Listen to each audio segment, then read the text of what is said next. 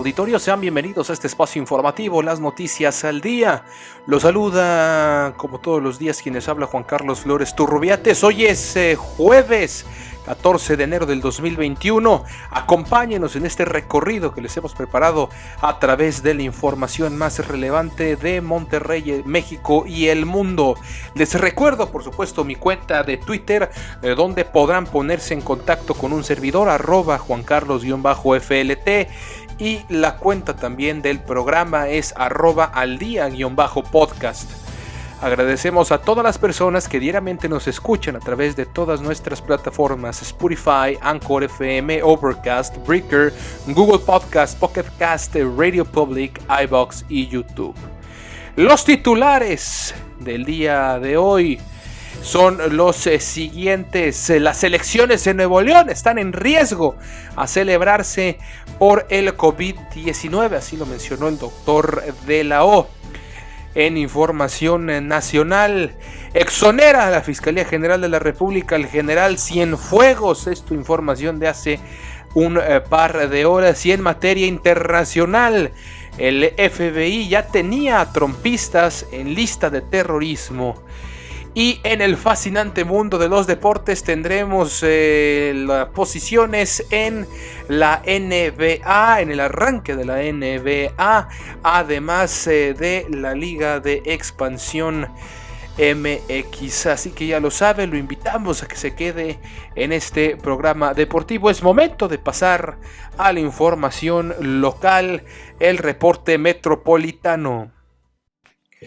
Y tal como lo adelantábamos en los titulares, el secretario de Salud estatal, Manuel de la O, sostuvo hoy que si no disminuyen los contagios y decesos por COVID-19, suspenderán o pospondrán las elecciones en junio. Según el calendario electoral, las campañas del proceso electoral deben iniciar en la primera semana de marzo.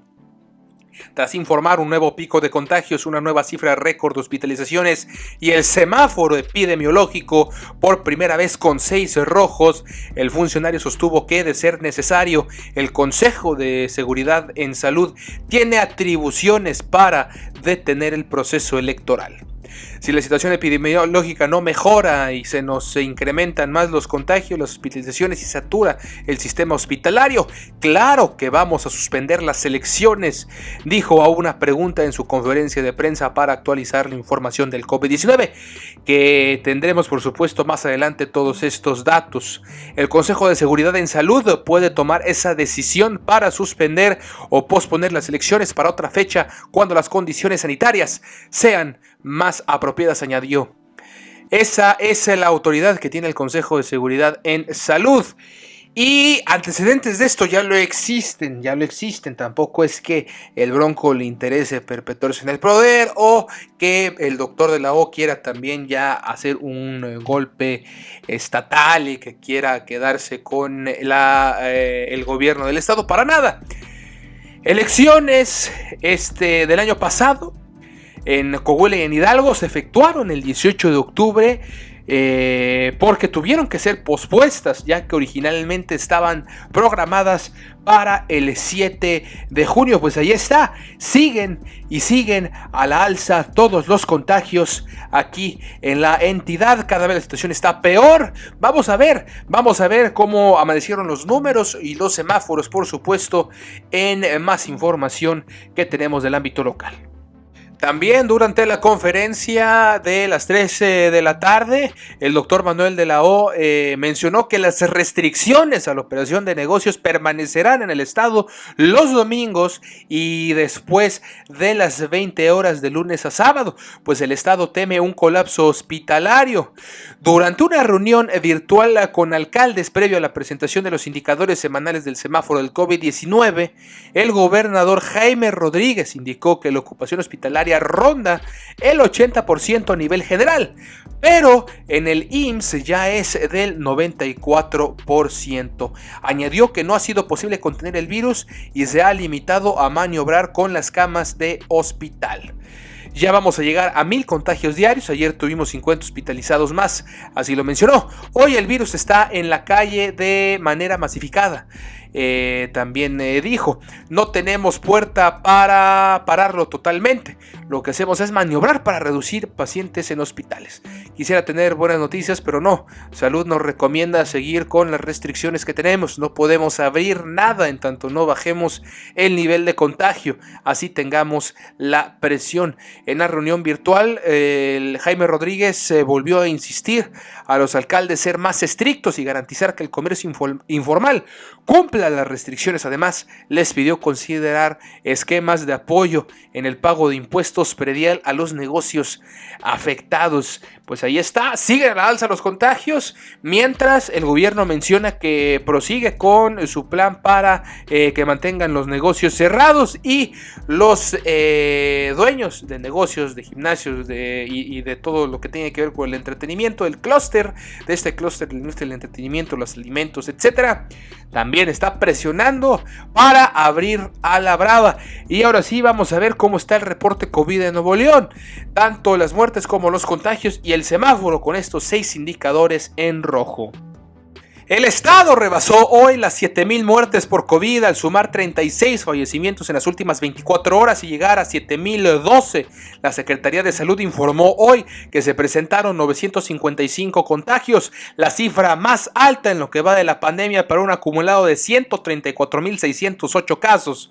Además, hay 1,951 personas hospitalizadas, cifra récord para una ocupación del 82%.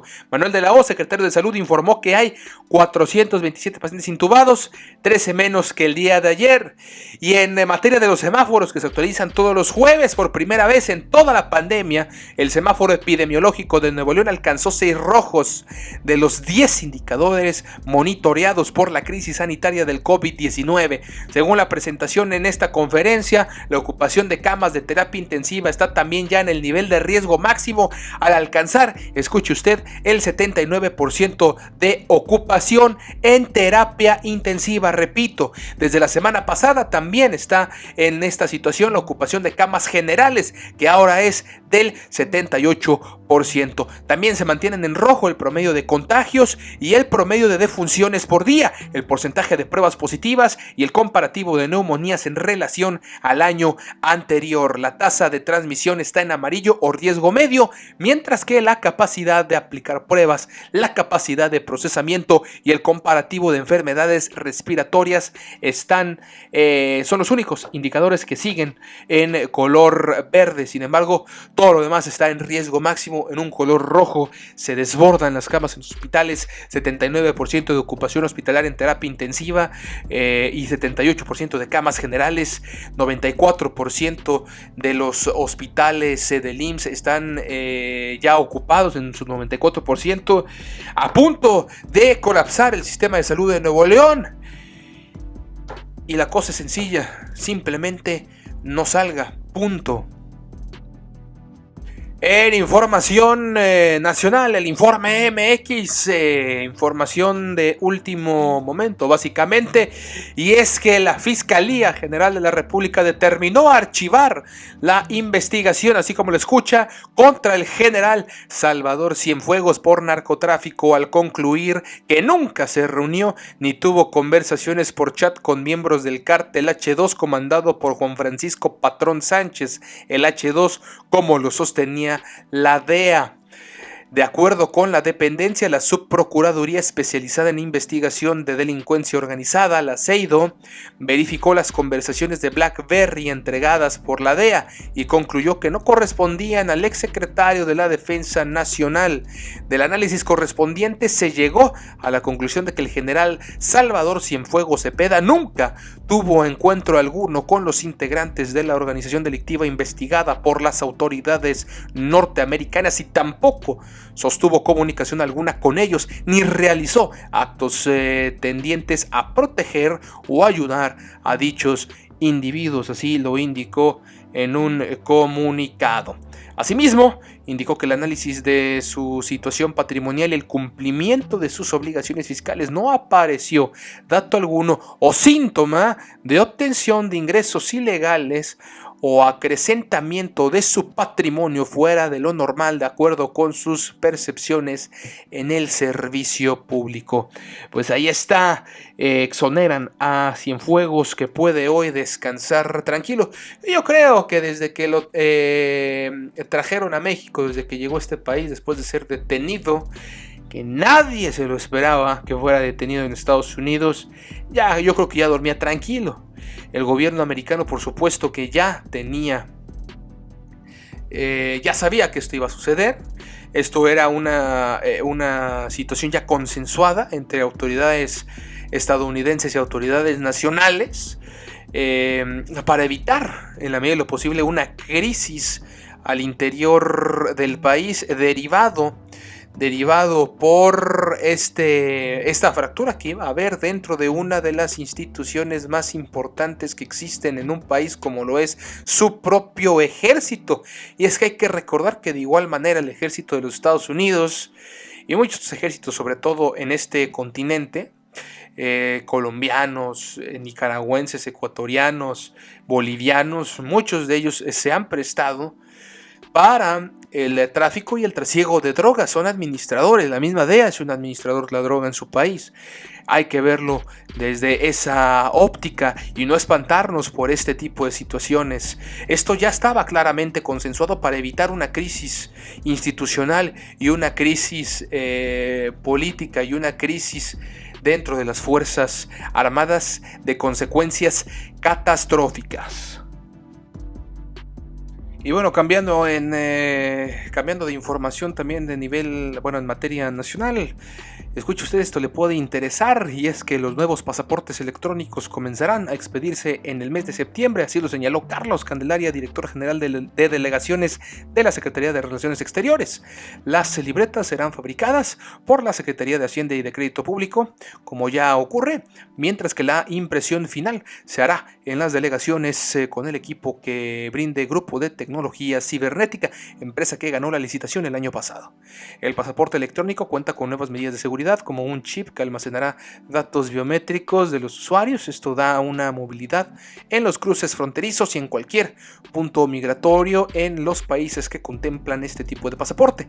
El chip permite integrar diversos datos de cada uno de los usuarios, y eso facilita las filas migratorias del acceso, dependiendo evidentemente del reglamento de cada país. El pasaporte electrónico también contará con una hoja de policarbonato que sustituirá a la calcomanía pegada en la primera hoja de la libreta. Se cambia por una hoja de policarbonato como si fuera una licencia, pero del tamaño del pasaporte, y además se imprime ya con láser, ya que es un punto de seguridad extra. Así lo definió el señor Carlos Candelaria. Candelaria también aclaró que, aunque cuesta más fabricar los pasaportes electrónicos, los costos finales para los usuarios serán los mismos que los del actual pasaporte mecánico. Ya por último, para concluir con la información nacional, aquí en el Informe MX, ante la posible llegada de una nueva caravana de migrantes, 500 elementos de diferentes corporaciones coordinadas por el ejército fueron desplegados en la frontera con Guatemala. En entrevista a la orilla del río Suchiate, el delegado del Instituto Nacional de Migración, Aristeo Taboada Rivera, admitió el mando castrense en el operativo. Es un plan conjunto del Ejército, Guardia Nacional, Protección Civil, de Salud Pública, los 3 órdenes de gobierno, pero el responsable de esto es el comandante de la zona militar, así lo mencionó el señor Taboada. El funcionario se le preguntó si el despliegue de las fuerzas tenía relación con la llegada de una nueva caravana de migrantes. También todo lo que es flujo migratorio masivo, así lo reconoció Taboada. A la orilla del río, la primera línea de contención está conformada por agentes migratorios. Sin embargo, Taboada Rivera indicó que metros atrás de ellos estaba la Guardia Nacional. Anoche, es importante mencionarlo, unos 250 hondureños partieron de San Pedro Sula hacia la frontera con Guatemala con la intención de llegar a México y cruzar hasta Estados Unidos. Cabe mencionarlo, he tenido la oportunidad de cubrir este fenómeno, de estarlo dándole seguimiento desde octubre del 2018, cuando empezó las primeras caravanas, que eran verdaderamente caravanas masivas de 2.500, 3.000 personas, incluso más. Ahora son 250, 500 más o menos, también en parte por el tema de la contingencia de salud que ha mermado también el tema de la migración a nivel mundial, sobre todo en Centroamérica, que es en donde actualmente hay una gran cantidad de flujo migratorio. Es momento ahora sí de pasar a la actualización del virus en México. En la conferencia vespertina, Secretaría de Salubridad reportó 999 muertes más por COVID, con lo que suman 137.916. Hay 1.588.369 casos confirmados, 16.468 más que ayer. La cifra de contagios notificados este jueves es la más alta para 24 horas desde que inició la pandemia en México. José Luis Salomía informó que los casos activos estimados de la pandemia son 103.528, lo que equivale al 6% de la epidemia. Continúa incrementándose la carga de enfermedad para efectos de la semana 53. Si la comparamos con la 52, tenemos un incremento de un más 12%, registrando a lo que veíamos en la semana 51. Así lo aseguró el doctor Alomía. El número de personas recuperadas son 1.185.621. La positividad de la pandemia durante la semana 53 es de 45%. El comportamiento de la curva epidémica ya lo referíamos básicamente. En los últimos 3 meses ha tenido un comportamiento ondulante que ha fluctuado entre el 40 y 46%. Así también lo aseguró Alomía. La pandemia de COVID-19 tiene un 8% de letalidad durante la semana 53. Desde que abrió en la semana 53, la actual, que ya estaba graficada ahí en la pantalla, es un 8%. Ya veíamos este incremento de 2 puntos porcentuales en relación al 6% que teníamos. Y lógicamente es un indicador de importancia, ya que nos revela cuál es la proporción de personas que para cada una de las semanas epidemiológicas lamentablemente están perdiendo la vida. La ocupación nacional de camas generales es del 60%. 6 entidades tienen más del 70% de ocupación: Ciudad de México, Estado de México, Nuevo León, como lo comentamos al principio de este espacio, Hidalgo, Guanajuato y Puebla. Otras 11 entidades tienen entre el 69 y 50% de ocupación. En cuanto a las camas con respirador, la ocupación nacional es del 50%. Ciudad de México y el Estado de México y Nuevo León, estos tres tienen más del 70% de ocupación en dichas camas, mientras que Baja California, Tlaxcala, Hidalgo y Aguascalientes tienen entre el 69 y el 50%. Y escuche usted, y es que el FBI ya en el ámbito internacional, varias personas que estuvieron presentes durante el asalto al Capitolio el 6 de enero, durante la confirmación del presidente electo de Estados Unidos, Joe Biden, estaban dentro de una lista de terrorismo, de acuerdo con datos del Washington Post. La mayoría de las personas en la lista eran supremacistas blancos que habían entrado en la base de datos de vigilancia terrorista, según dijo una fuente al medio. El Post se refiere a docenas de personas sin dar una cifra en específico.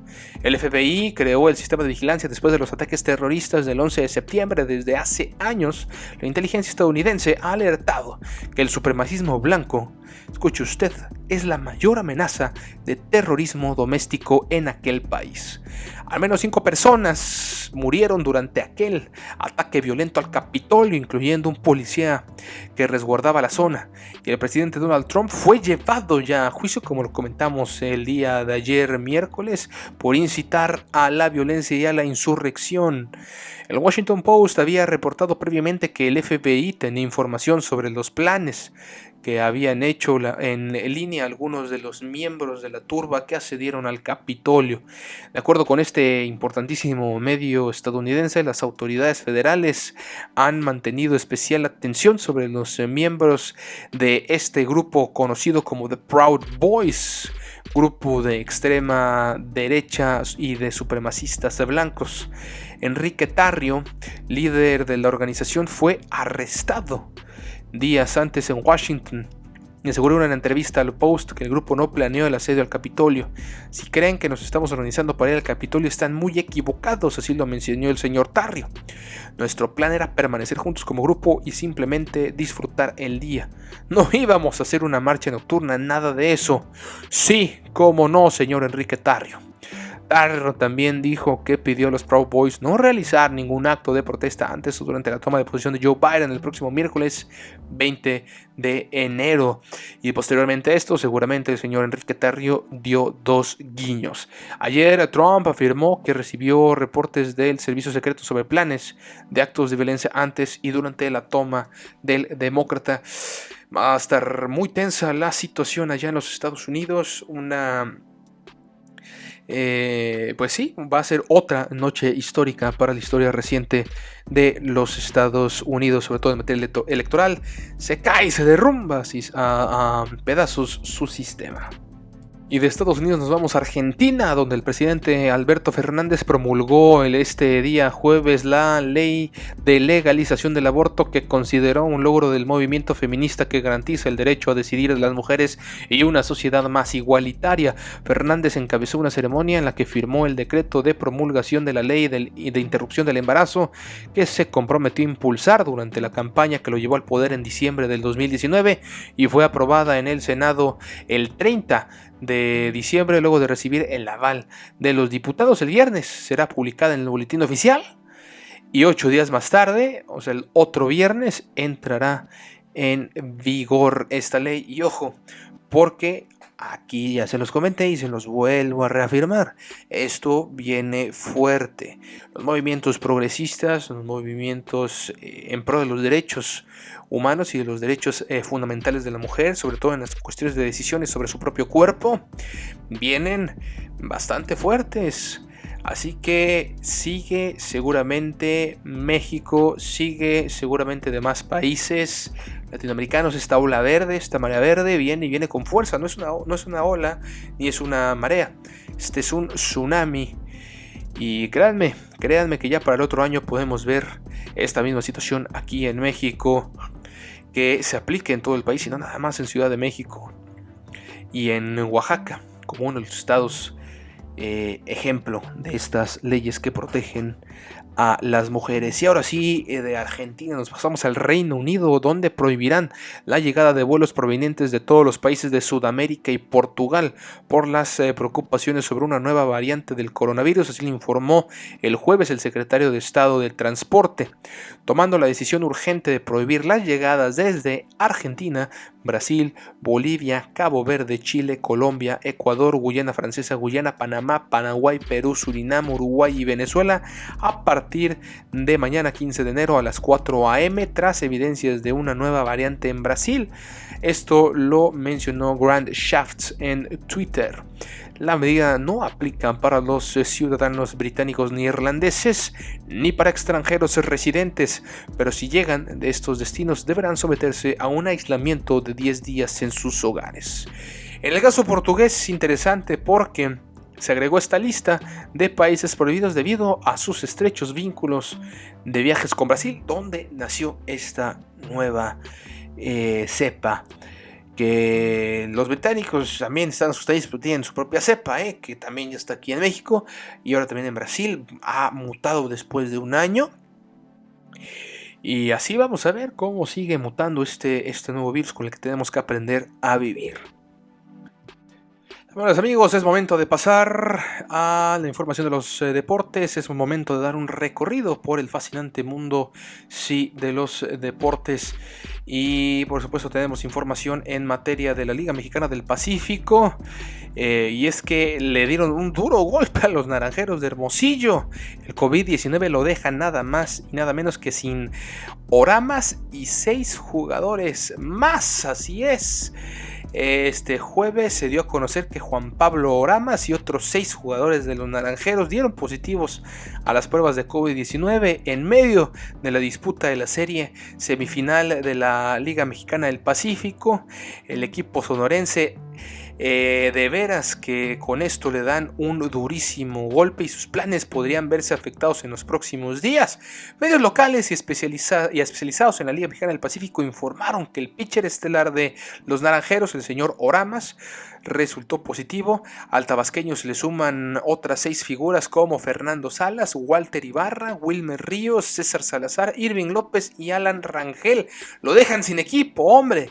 Esta situación pone a Hermosillo torneo, pues contra la espada y la pared, pues se encuentran en medio del desarrollo de las semifinales ante Sultanes de Monterrey, y a quienes ya enfrentaron en 2 juegos. Sí, lo ganaron, pero han sido juegos disputadísimos, duelos de picheos, y definitivamente Juan Pablo Rama será una baja sensibilísima junto con el resto de sus compañeros. No es un juego de equipos, pero vaya que el picheo, al menos en esta serie, ha sido factor fundamental. Ya no tienen a Oramas. Es una oportunidad que los Sultanes tienen que aprovechar, sobre todo en el juego 3, 4 y 5, tratar de ganar todos sus partidos, porque ya los naranjeros no van a contar con esos jugadores de aquí al resto de la campaña. Se acabó la Liga Mexicana para estos peloteros, tristemente, que seguramente se van a recuperar, seguramente van a estar bien de salud, son atletas profesionales de alto rendimiento. Y vaya, qué dura noticia y qué duro golpe. En la Liga de Expansión, la jornada 1 nos dejó interesantes partidos. Celaya y Tepatitlán, el día martes se repartieron puntos. Pumas Tabasco y el Tapatío también disputaron ese mismo martes, con victoria para los tapatíos por la mínima 1-0. Otro duelo en donde también repartieron puntos fue el duelo el día de ayer entre Mineros de Zacatecas y Dorados. También el segundo partido de esta triple cartelera del día miércoles fue entre Correcaminos, quienes con contundencia le ganaron al Cancún Fútbol Club. Aquí también lo mencionamos, 3-0. Y el otro partido, por supuesto, fue el de Cimarrones de Sonora y Atlante, donde también se repartieron puntos, 1-0 el marcador. El domingo 17 de enero se jugará el Leones Negros contra el Tlaxcala, los Coyotes de Tlaxcala. Y en materia de la NBA, por supuesto, Jim, ya arrancó esta liga después de un descanso muy corto y muy breve, el más breve en la historia. Decidieron arrancarlo. Hubo juegos en Navidad, por supuesto, el clásico juego de Navidad, un juego del 31, el día primero también. ¿Y cómo van las cosas hasta ahorita en la conferencia este de la NBA? Liderando ahí, como lo han hecho en las últimas temporadas, los Celtics y los Bucks. Celtics con 7 ganados, 3 perdidos, marca de 7-3. Los Bucks de Antetokounmpo con 8-4. En tercer lugar vienen los 76ers también con 8-4. Después los Pacers con 7-4, su marca. En quinto lugar el Magic con 6-5. Los Nets con 7-6. Los Hornets ahí en el séptimo lugar están tabla 6-6.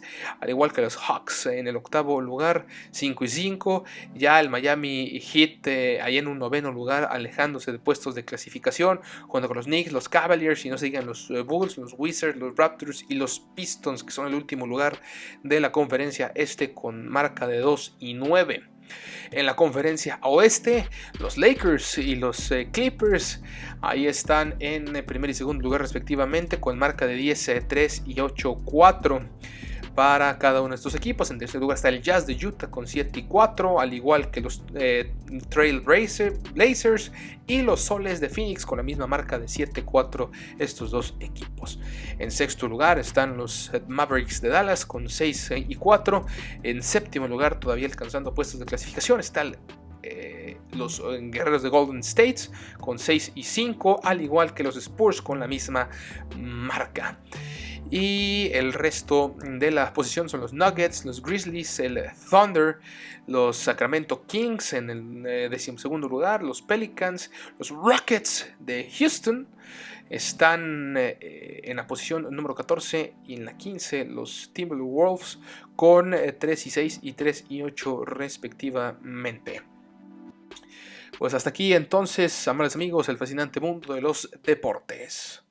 Por mi parte esto es todo, ya lo sabe, yo lo espero mañana con muchísima más información para todos ustedes. Mi nombre es Juan Carlos Flores Turrubiates, lo invito nuevamente a que siga este espacio informativo en todas las plataformas, ya lo sabe, al igual que también lo invito a que me siga en las redes sociales, @JuanCarlos_FLT y @Aledia_podcast.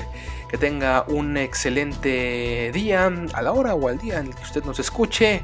Yo lo espero, ya lo sabe, todos los días con la información más relevante aquí al día.